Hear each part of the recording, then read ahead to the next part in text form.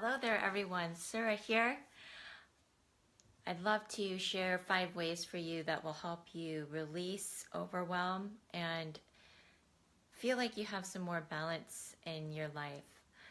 One of the things that meditation helps us with is to get in touch with an internal sense of balance.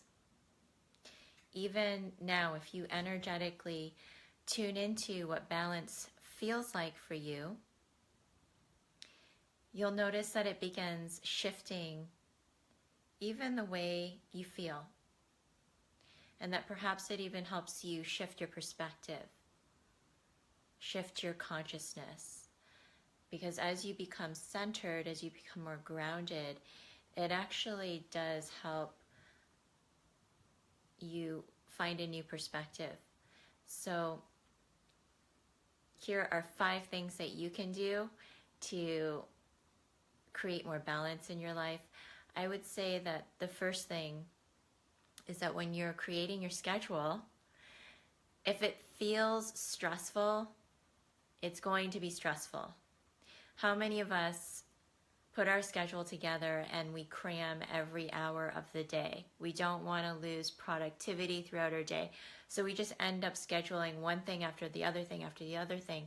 And what ends up happening is that we start to run late from one event to the next event. We don't give ourselves breathing space. And not just that, we have to have time to release what we were doing in one activity so that we can become fully present for the next activity. Did you ever feel like you were just running to the next meeting and you weren't even really gathered together yet? So if you're putting your schedule together, if it feels like it's going to be stressful, it probably is. And one of the things today that many people experience is the lack of rejuvenation and rest throughout their day.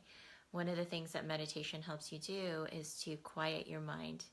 And when you start in the beginning of your day with your mind more quiet, it helps you to receive more of that restful, calm state throughout the rest of your day. Because when the mind's really busy and your energy starts spinning together with your mind, you really begin to spin out your energy. And that leads to the second point, is to really know your energy and what works for you. To be incredibly honest about what gives you energy and what depletes your energy, how you need to recover your energy. There are some things that I know if I'm going to be in a really busy environment, perhaps in the middle of a city center, I will pretty much know that I'll probably need the next day to recover and feel like myself again. So I'll put that into my schedule. I'll keep that in mind. If I'm traveling and I have back-to-back things going on and I have a really big thing happening next to a flight that I have to take, and I don't want to wear myself out, because you can really deplete yourself as you're traveling, you schedule in that downtime and you do the best with what you have. Some of us have additional responsibilities. We have people that we have to take care of. But to be honest about what your needs are, and that leads to the third thing. So secondly, just to be clear about that, you really have to understand your own energy and what you need to feel balanced. So that means scheduling in recovery time, scheduling time for self-care, putting space in your schedule so that you're not running from here to there to everywhere like a chicken with your head cut off. So that leads to the third thing, which is being able to clearly express your needs. If you're like me, perhaps you're somebody that doesn't really like to disappoint other people. You want people to be happy. You don't want to let them down.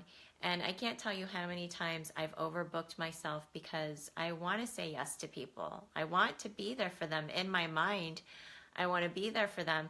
But I know that truly and energetically, based on how much energy I have throughout the day, I can't see everybody all the time. I have to have downtime for myself. I need to have that space on my own, that alone time.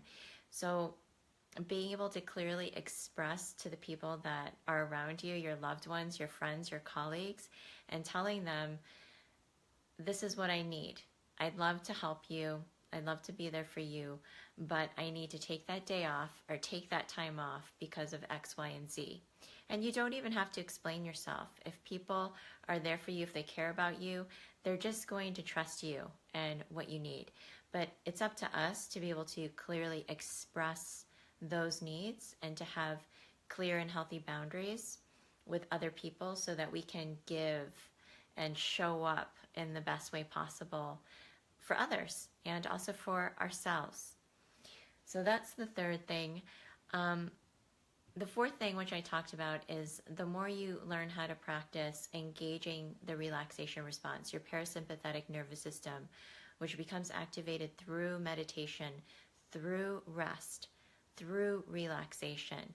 The more you learn how to do this, the more easeful and balanced you'll feel throughout your day. And think of it this way, when you're balancing your energy, you're also shifting your vibration. You're shifting from the place that you're creating from.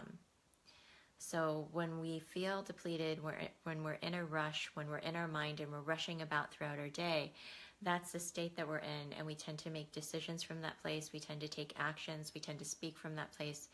But the more we're able to really pull it back in, conserve that energy, keep it within our own biosphere and use it productively, that's when we start to see ourselves taking higher actions, making higher, better decisions, being more efficient throughout our day because we're honest and we're clear about what's really needed. And that actually led to another idea, which is when you are putting your schedule together, when you are making plans, to first center yourself. Let yourself come to a place of balance within yourself first.